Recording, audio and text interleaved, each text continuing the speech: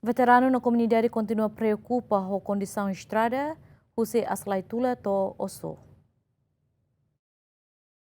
Veteranu na komunidade suku Vaibubu continua preocupa ba kondisaun estrada protokolo Ossu Asalaitula ligação to iha posto administrativo Ossu município Vike Kenian kondisaun continua a Tebes. Veteranu na komunidade triste Tebes também tempo bailoran komunidade nebe hela basic estrada enfrenta problema rairahon. Enquanto é tempo udan foi impacto ba transporte público sira ba engira movimento ba mai. Tamane Ossu ba governo atual reabilitação ba estrada referida. Há sentimento triste tamba iha dalam bot. Oda mata nebe maki Asalaitula ni hane satu batama Vike ke soami maka oda mata. Nebe ama tu kole saida. Tamane maka kami elemeno hare politika kari klabe hare ba buat kor mebe considera ema no dar humano Timor Leste ni desenvolvimento lao e politik mos belal. A cara que recomenda ba na ulun sira diliu ba parte relevante sira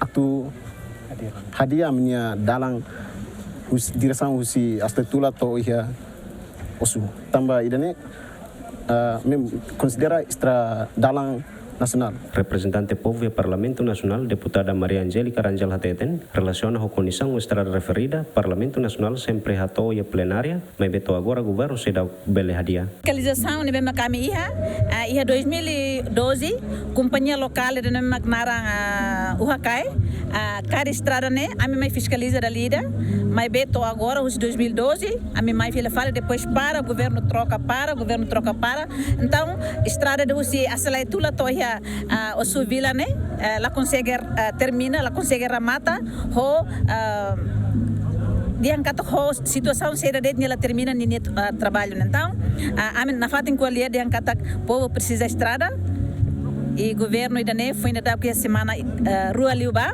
mais hal audiências pública vai relatório de execução orçamento 2025 niang ministro obras públicas Rasik relata a Parlamento Nacional e audiência pública dihang idane tamani a tenderização mais be la fundo petróleo niang mas be se halo se parceria orçamento be parceria pública privada ne. Estrada Asalaitula to ia posto Ossu quase quilômetros no recintolo etan reabilitação se companhia local Vakai Unipessoal Limitada mas be se finaliza no to agora abandona ela Feliciano Venâncio Belo Ziemen.